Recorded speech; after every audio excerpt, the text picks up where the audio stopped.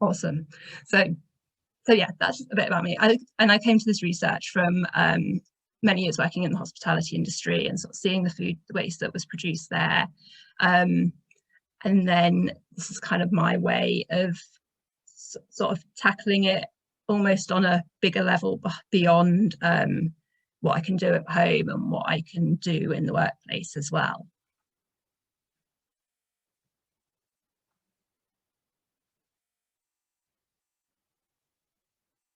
Sorry, my slides always take a little while to get loading.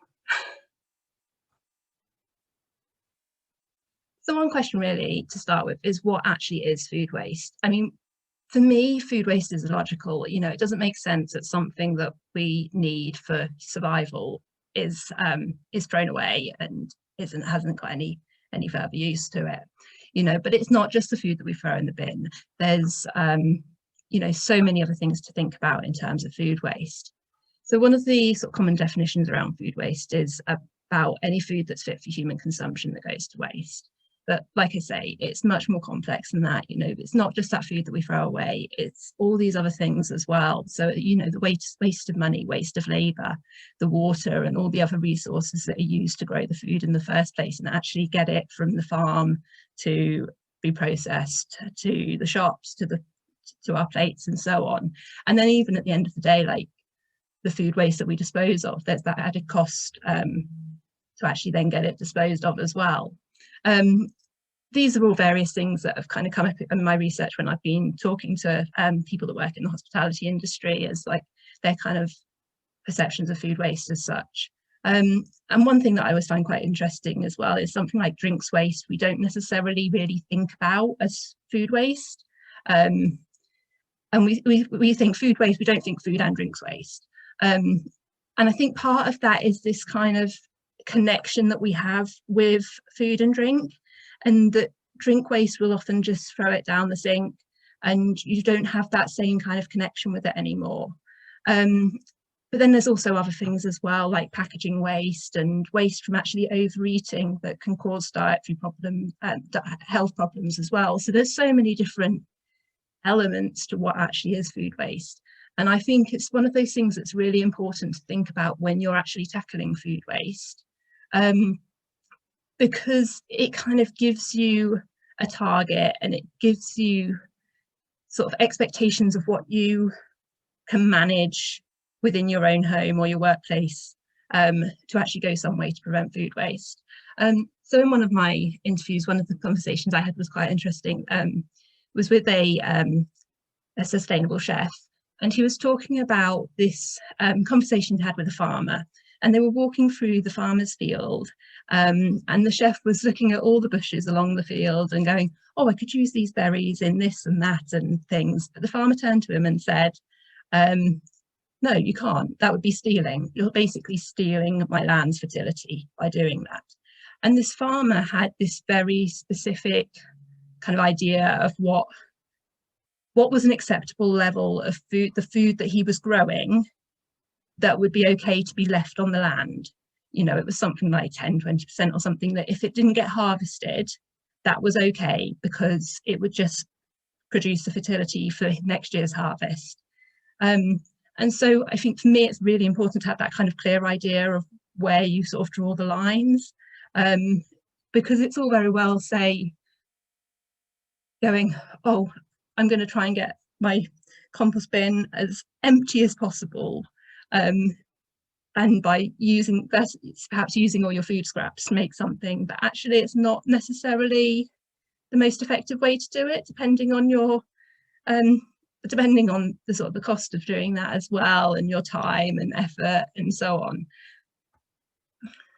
So when we think about food waste, obviously it's got huge impacts across environmental, social and economic measures. So if food waste of a country, it would be the third biggest greenhouse gas emitter in the world after the US and China. And not only that, there's the environmental cost of land, water and transport and so on. Social impacts range from sort of food security and so on, so sort of food poverty and so on. And it makes food, you know, it drives up that cost of food and makes it more inaccessible for people as well. And of course, there is that cost, you know, that economic cost as well. We could say the average household could save £60 a month by reducing their food waste, because we just spend that so much extra on food that then just goes into the bin. And this is one of these world problems that is a universal effort, and it requires action from individual consumers, businesses, government, right across the supply chain. And the UN's Sustainable Development Goals has a very particular target on this, which is to reduce global food waste by half by 2030. And, just to put this in perspective, around 30 to 50% of the food produced for human consumption actually goes to waste, which when this particular study was done, the food that went to the amount of food produced, it was actually enough to feed 2.5 times the population, whereas come 2030 it would only just be enough to fill the population, given rising population and so on. So part of the issue is that sort of supply and demand, and actually making sure that food is going to the right place and at the same time not also wasting it. So it's this huge systemic problem. And food waste isn't, when we talk about food waste, we also need to talk about packaging waste and food poverty and various other aspects of food sustainability as well. In terms of the UK, we waste on average 4.5 million tonnes of food waste, which as you can see here, has got various equivalents to, if you think about your wheelie bins, 38 million wheelie bins, which compared to the UK population of 66.8 million, kind of illustrates how much of your bin is getting filled up with food waste each year. The top 3 most wasted food are bread, potatoes, milk, and this is very similar in other parts of the food chain as well. So, for example, in hospitality businesses, bread, chips, and all those sort of starchy carbohydrate foods like rice and pasta as well tend to be things that are most wasted, because they're cheap and they're seen as these sort of filler-filled foods and things like that.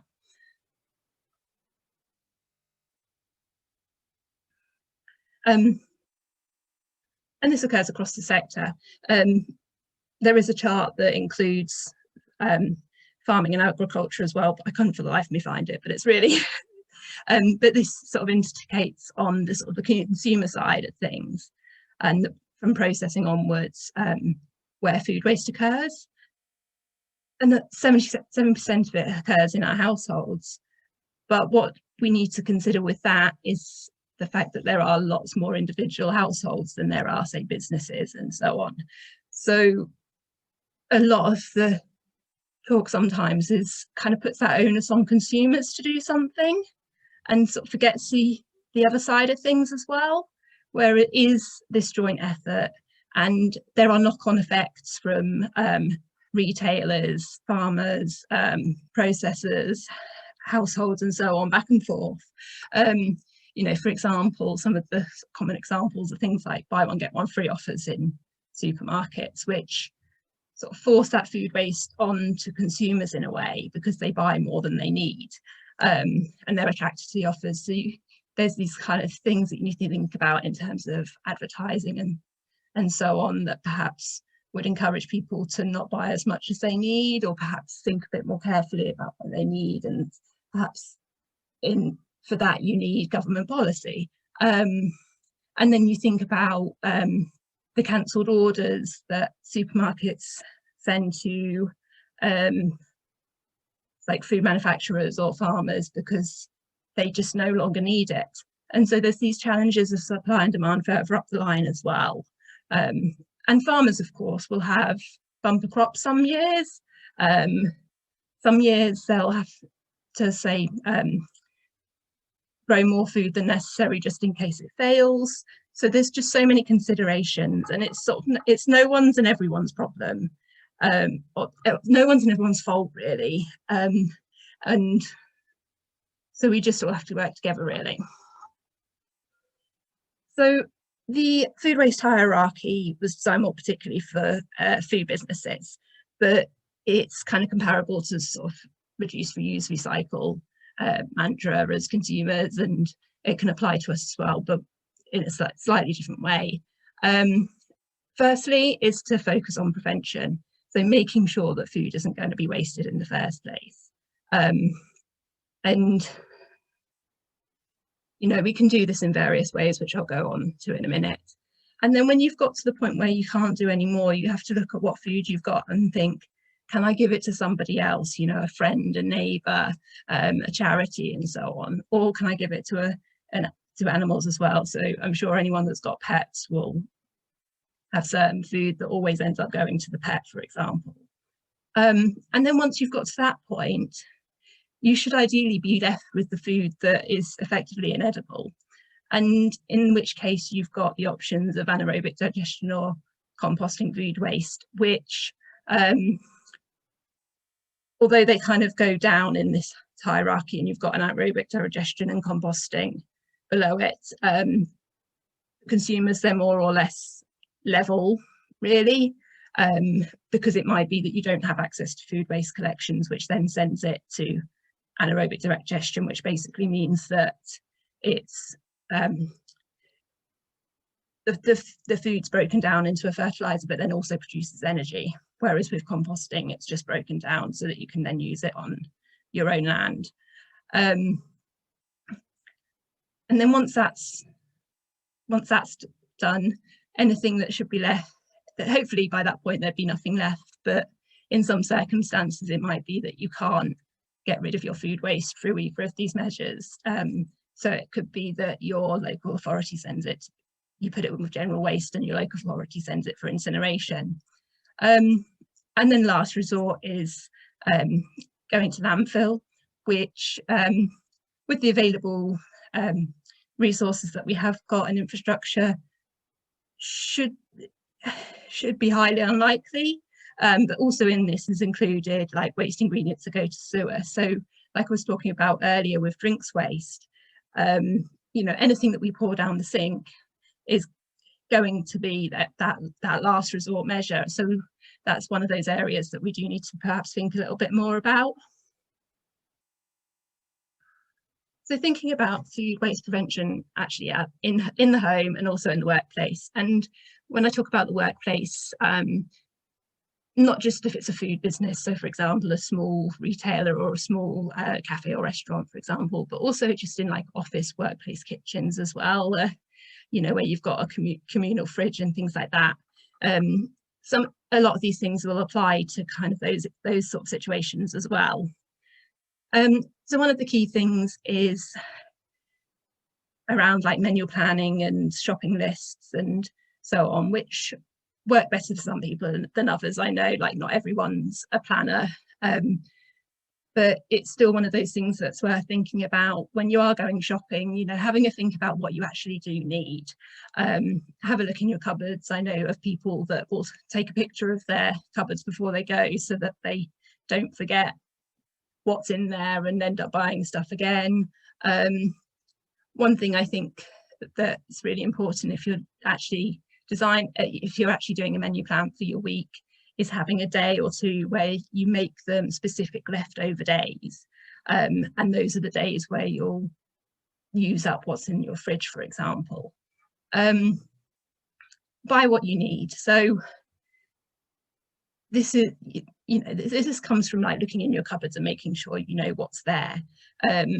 But also it kind of connects to things like reducing plastic waste and packaging waste as well, because where available and accessible to you, refill shops are quite handy for doing this, especially with those sort of ingredients where you don't need much of it. You know, certain spices and stuff are one of those things that I always find quite handy to actually be able to go and refill and just buy 5 grams of it. Well, 5 grams of spice is probably a whole container anyway, but you know, buy a teaspoon of it if that's what you need. But obviously that's not always available to everyone. And then again, buying little and often where you're able, if that works for you, then that's something that means that you're kind of just buying what you need as you go along. Equally, it might be that you're more attracted to offers and other things and end up buying more than you should need. So it's kind of knowing yourself as well and knowing your kind of what works for you. something I heard someone say the other day, which is a really, really good point and fits in perfectly here as well, is never go shopping when you're hungry. Which I'm sure a lot of us have been there. You end up buying all sorts of things and you're not actually thinking about what you're buying in the same way that if you were just going there and doing a bit more of a structured normal shop. This second section relates more to like the actual equipment and storage of food as well. So making sure that you are cleaning and maintaining your equipment, because that means it's going to be working more effectively.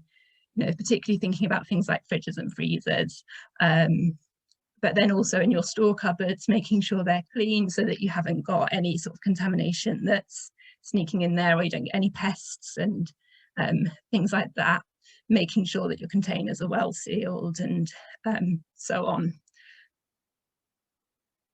So as well, when you're cooking, making sure you measure your ingredients. So pasta and rice are quite big contenders for overcooking a lot of the time.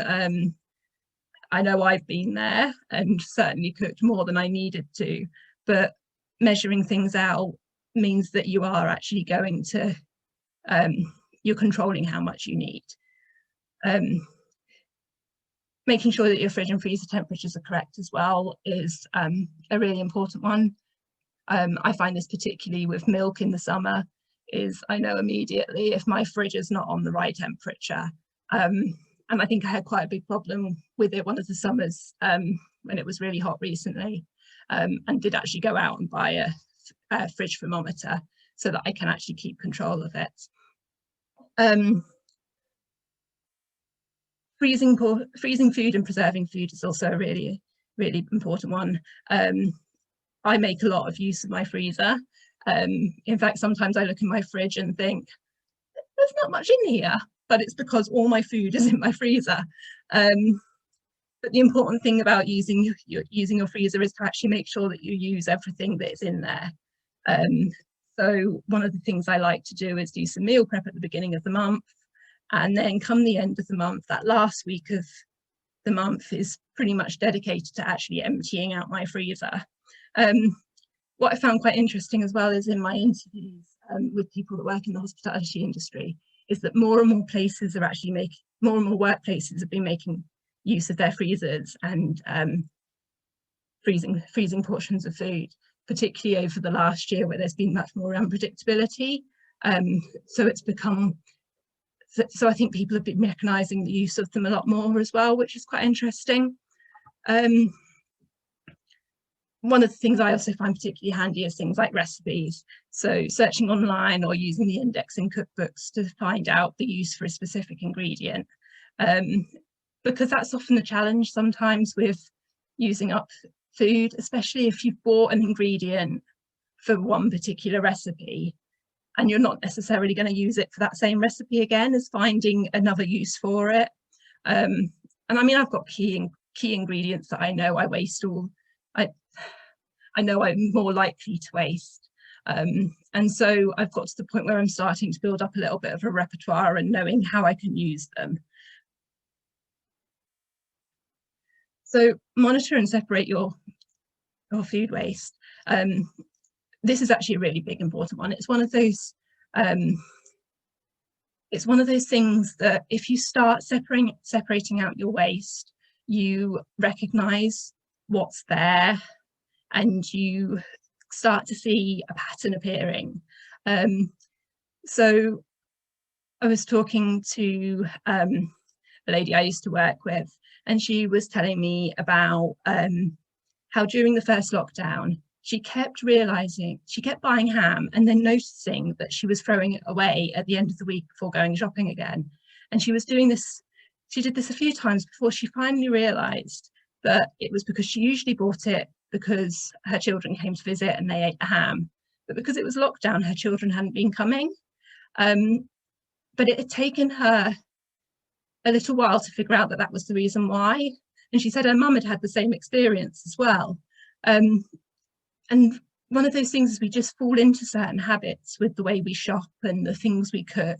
And sometimes actually looking at what it is we're wasting means that we can figure out how we can adjust those habits slightly, and be more aware of what we do and don't waste. Another thing around this is in terms of like having separate bins, and particularly like color coded bins as well. And people have found this in workplaces as well, that having those different bins means that people are drawn.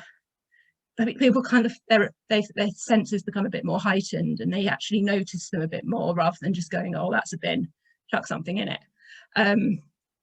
So in the hospitality industry, for example, this is a really key point in terms of separating out food waste, and actually monitoring it and measuring it. And this can be something that you do just by observation, or you can keep a diary, whatever works best for you. But for me, I just find it's one of those things that you, as soon as you start noticing it, then you know you can do something about it. And then the final point on this side really is to kind of address the conflicts and accept that compromises need to be made, because this is a systemic problem. And by this, I mean that we've all kind of got, there's so many different sustainability issues. And for each one of us, certain things are higher up on the priority than others. So, I mean, one example for me is that I don't eat much meat, but I could never not eat meat, because I know I've seen how much meat gets wasted. And for me, it's more of a waste to actually, you know, like the place I work, if we've got sausage rolls left at the end of the day, I will take that sausage roll home, because it's more of a waste for it to actually go in the bin than it is. And if you've got a different sort of list of priorities so much in terms of sustainability issues, then you're obviously going to think about it in a different way. And you might think, well, actually, I don't want it to go in the bin, but I don't want to eat it myself, but I could take it home and give it to another family member or a friend or so on. So it's just sort of balancing out those sort of values as well.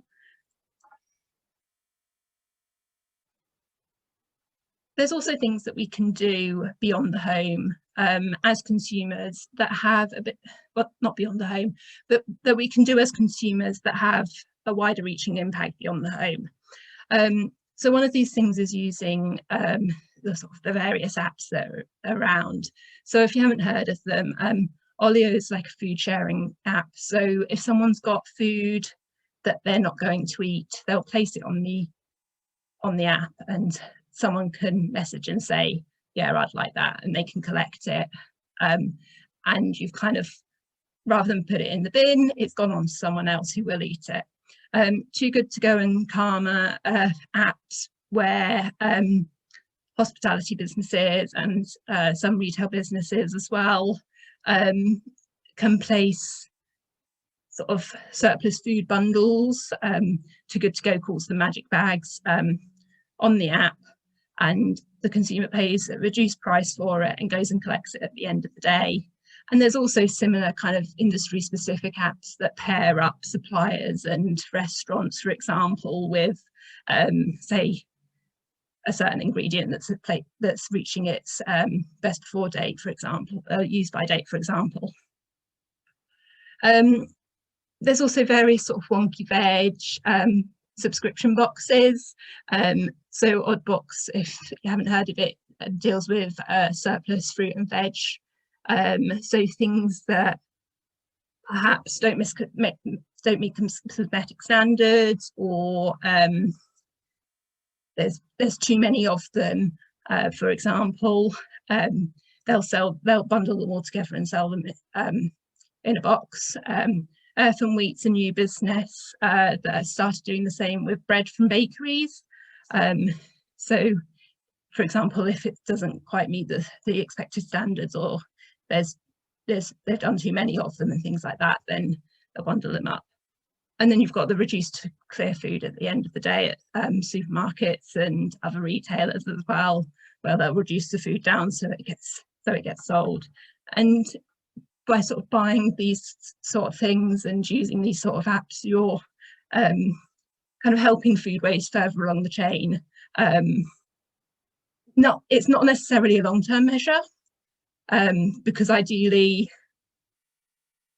we should reach a point where perhaps cosmetic standards aren't so strict, so certain food won't be going to waste. But then at the same time, there's always going to be those difficulties of matching supply and demand, and there's always going to be perhaps over too much food, you know, like bumper harvests, for example.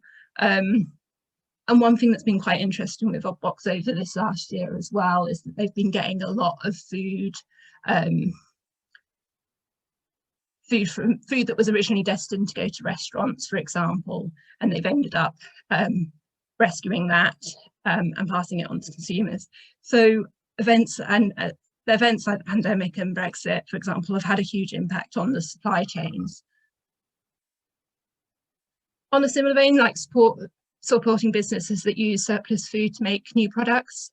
So two examples are Rubies and the Rubble that make they make ketchup, for example, and chutneys from surplus tomatoes and other vegetables.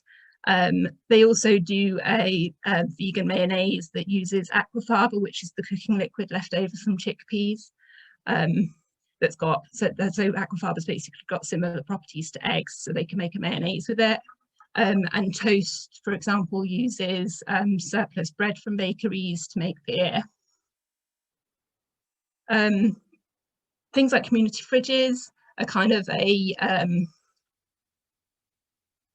sort of more physical comparison to, say, Olio, where people can put their surplus food and then people who need it can get it from the fridge. I know there's a few in Milton Keynes, but they're not something I've ever had experience of firsthand. So if anyone's got any experience of those, it'd be quite interesting to hear your thoughts. Doggy bags as well, taking home leftovers when you're eating out. This is something that has very mixed sort of social norms around. And some countries it's very common. So for example, in the US, it seems to be one of those things that's just an accepted part. Certain countries in Europe, researchers found that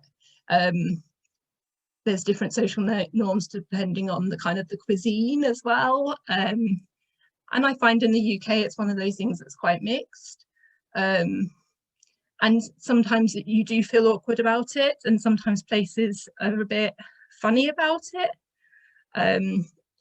That I'll usually just take a tub out with me myself so that I can at least do it myself rather than having to ask. But then there's also other places, restaurants, where they have got into the habit of asking if customers would like to take home their leftovers. And this is a really important one because, for example, in the hospitality industry, the amount of food that's actually produced, on average, almost half of that comes from consumer plates, and the other half of it is sort of behind the scenes from like preparation and spoilage, waste in the kitchens. So by taking home leftovers and obviously making sure you eat them the next day goes some way to preventing quite a lot of hospitality waste as well. On a more kind of even more active level is volunteering with charities that deal with food waste and food surplus in some way. So, for example, FareShare does food redistribution from like supermarkets to charities. Food Cycle does a lot of kind of community kitchens using surplus food. And the Gleaning Network is set up by feedback, and it's involved with going to different farms around the country and collecting up any surplus harvest. So, for example, if there's a lot of apple trees that still have apples on, but there's no kind of forward direction for them to go to supermarkets or restaurants or whatever, then volunteers will go and harvest them, and they're all boxed up and sent to charities. And of course, there's various local options as well on a smaller scale. And this one's one of those things that I think is really key for me, like communication and having these conversations is such an important thing when it comes to tackling any sort of problem. So for me, it's like, talk to people, that role of community, so sort of sharing your food with your neighbours and exchanging tips about how to use a certain ingredient or that sort of thing. I've got an allotment, and at the moment everyone's got a lot of rhubarb, for example, and we'll stand there and we'll talk about different ways of using rhubarb, and sort of sharing kind of recipe ideas and things like that. So I just think it's a really important way of raising awareness and kind of learning different ways of actually dealing with food waste as well. Of course, there's always going to be the food that you can't use, and it might be that it is edible to some degree, and perhaps you can change it into something else, or it might just be that it needs to be composted, either at home or through local council food waste collections as well.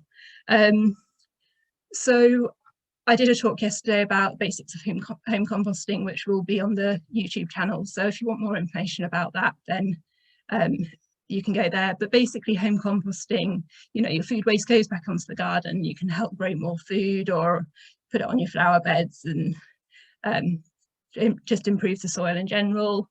And then council food waste collections, where available, are also particularly good for food that can't be home composted, things like bones and any cooked food that might end up in the food waste bin, although hopefully not. And then that's sort of food waste is then turned into fertilizers and energy. The other thing as well is then sort of experimenting with food scraps, or certain things that perhaps you wouldn't necessarily think you could eat, can actually be cooked. So Claire from Real and Delicious did a talk about learning to love the parts of food that are generally thrown away, and she provided some recipes about cauliflower leaves and broccoli stalks and that sort of thing, and some other ideas and facts as well. So that's another talk that would be good to get more information on that. Some of the things I've tried in the past, candied peel, I used to do a lot of, but now I've limited myself to just doing it around Christmas time because I ended up with rather a lot. But that's always a really useful one for citrus skins. Banana peels can be used in various dishes. Coffee grounds have got various purposes. Apple scraps can be used for things like vinegar. One thing I like to use apple scraps for is I'll just have a bag in my freezer, and then when I'm making jam I'll use it for the pectin. And of course there's more ideas, and I'm sure you've got lots more as well. And finally, a few resources there. There are lots more. RAP and Hubbub and Feedback are all really good sources for information about food waste. RAP particularly has a lot of information for businesses as well. And social media, celebrity chefs, recipe books, so on, all have some fabulous ideas. So yeah, to finish, any questions, of course, but I'd love for you to share your own sort of tips and ideas and any resources that you know of as well. So thank you. Thank you very much. So we have had 2 questions in the chat so far. So this is from Hazel. She says, what are HAFs? That was in your presentation. Yes, it's health and food safety, I think. Let me see where I put it. In the chart or pie chart, I think it was. Oh yes, hospitality and food service. Of course. Yes, hospitality and food service. Brilliant. So the next one's from Julie. How do you think we could encourage better storage of food with families? It seems part of the problem is they do not know how to correctly store food to get the most out of it. Yes, absolutely. A great question. And this is one of these things that I think probably needs to be talked about and people educated on a lot more as well, particularly with the move and more access to sort of refill shops and things.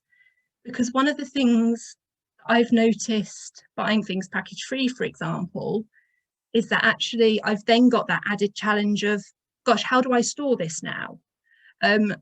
So I think this is almost one of those things that might become a bigger problem if we don't obviously tackle it in the right way. So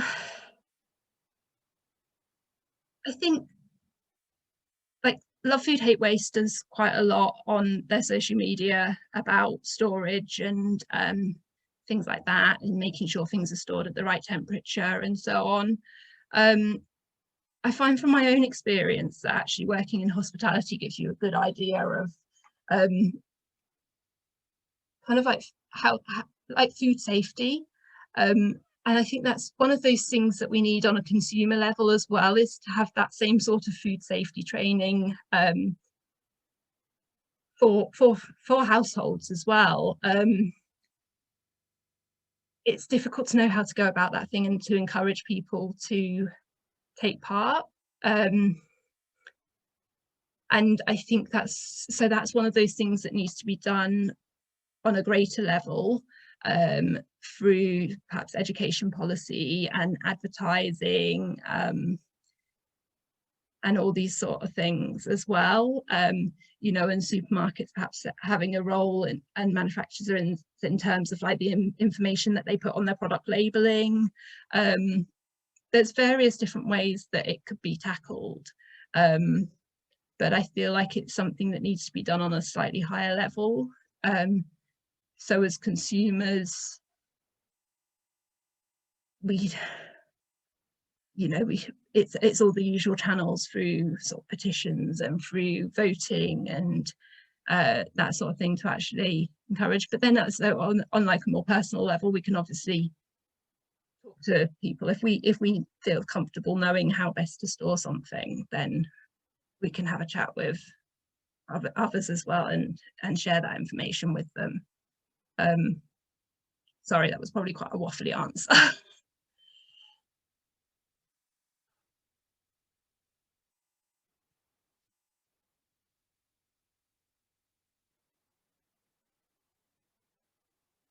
Brilliant. Is there any more questions?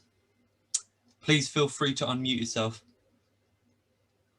I'm just reading through Julie's comments as well. So some low-income families only have time to shop once a week as they use a taxi to get home and may live some distance from larger shops, which tend to be cheaper. Yeah, I think accessibility in terms of various factors of accessibility is one of those huge issues with sustainability in general. And I think there's benefits to shopping once a week, like and certainly with food that tends to be cheaper, but then I'd hope as well that people have more. I think people that are on low incomes as well, and they probably appreciate the food that they've got a bit more, and use it more sort of productively. Hi,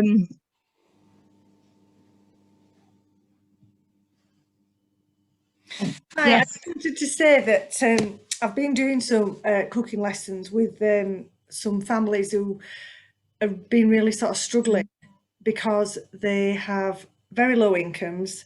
They perhaps are doing multiple jobs to try and, you know, bring as much income into the home. But there seems to be a real lack of knowledge around having that lived experience of somebody showing you how to cook. So often the adults on the sessions, we've been doing it with up to 10 families, the adults have been really appreciative of the sessions in learning new things, perhaps things that they would have never tried before. And the feedback's often been around the children are less fussy eaters, they've enjoyed the activity together. And I think it's sort of wasting food is part of a bigger agenda, which you've touched on, in the sense that it's also about families eating together. and eating nutritious food, because we know that those who are on low incomes, who potentially only shop once a week, will buy quite a high volume of food, but it isn't necessarily high in nutritional value, which is what young children need.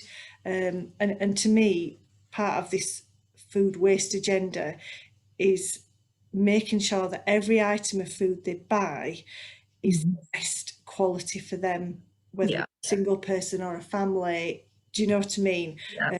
And like you say, it's part of quite a complex series of different elements, isn't it?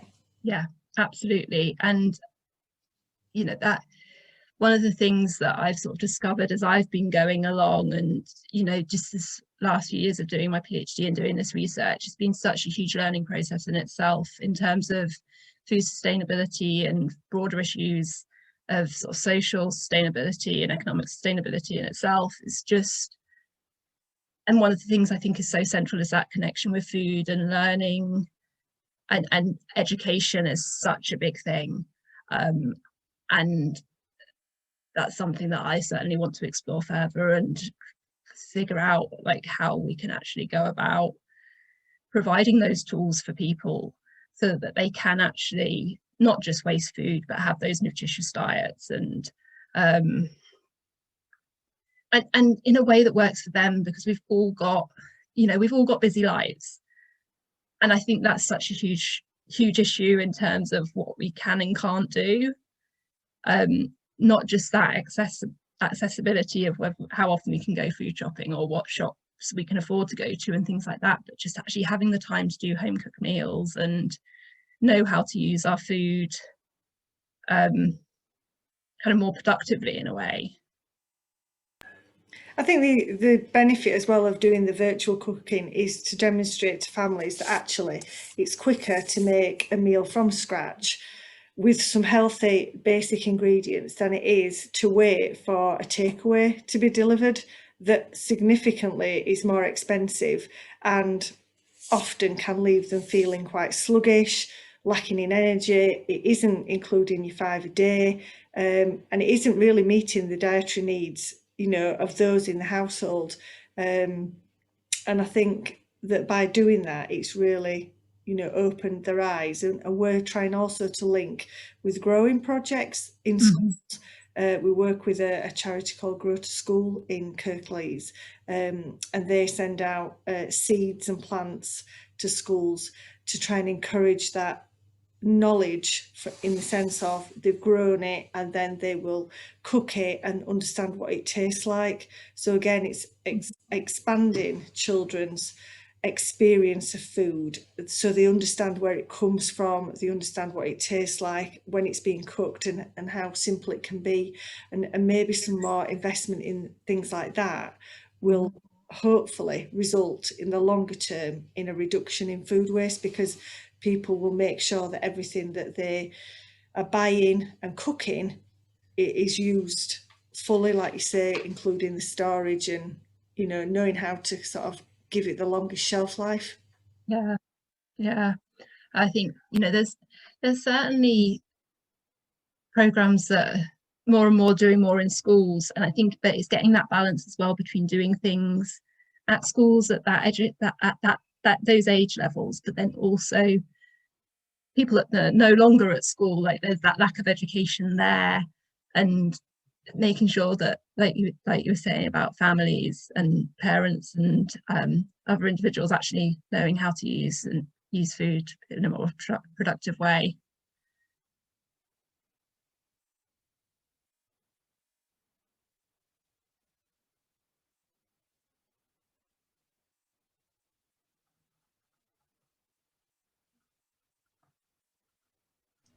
I'd love to learn more about your what you're doing anyway.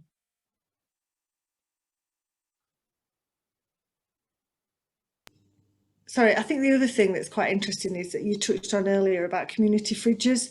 I know that they're setting up around the country now in the sense of making that spare food available either free or very low cost to families, you know, through community buildings or through community groups and food banks and things like that. And I think there's lots of new ways now of making sure that food isn't going to waste. But I think, going back to what you said earlier, a lot of it is when supermarkets will place a big order with a farmer, for example, and then they don't take all that order, and or they do take it and it might have a wrong label on, and then the supermarket offload it because it doesn't fit their requirements in the sense of that appearance or, you know, correct labelling or whatever. And it's about maybe slowing down some of that production of that excess food at that stage.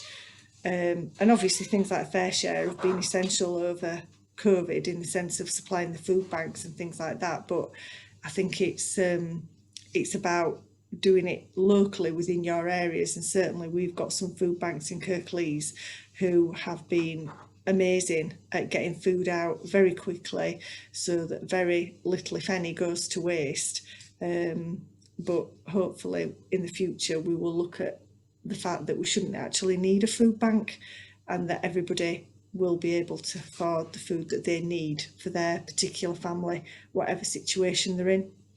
Yeah, I think that's the big thing, like with so many of these ways of tackling food waste, is that, you know, they need to be tackled alongside food poverty as well. And I know a lot of there are a lot of businesses that actually work on these sort of things simultaneously as well, which is great.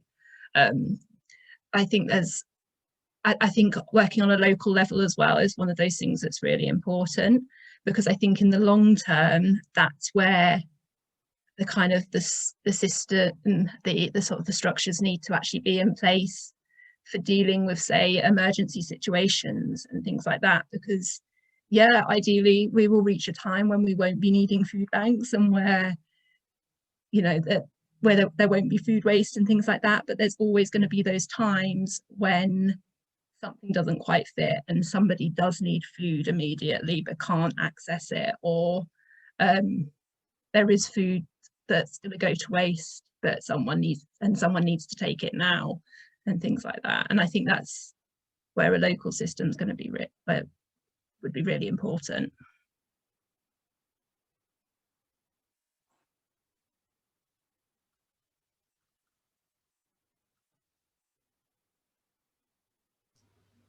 Is there any more questions from anyone?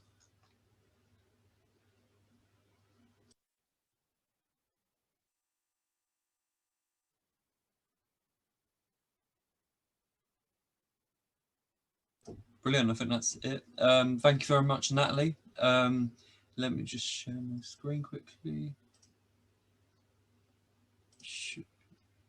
Do let me know if you can see this okay, because I can't screen share as usual. Can everyone see that? Yeah. Brilliant. So as you know, this talk was part of Bedford Sustainability Week, and we've had 11 events take place. All recordings will be available on YouTube in the next week or so, so do make sure you're looking out for that. Coming soon, we are looking at plans to take part in the Big Green Week, which is by the Climate Coalition, which some of you might know already. So this will replace Sustainability Week. More details for that will be coming soon. Sustainable Bedford, you can find us on Facebook, Twitter, Instagram and YouTube just by searching for Sustainable Bedford. If anyone's got any further questions or feedback, do email me through sustainablebedford@gmail.com. And thank you very much for attending. Brilliant. Thanks, everyone.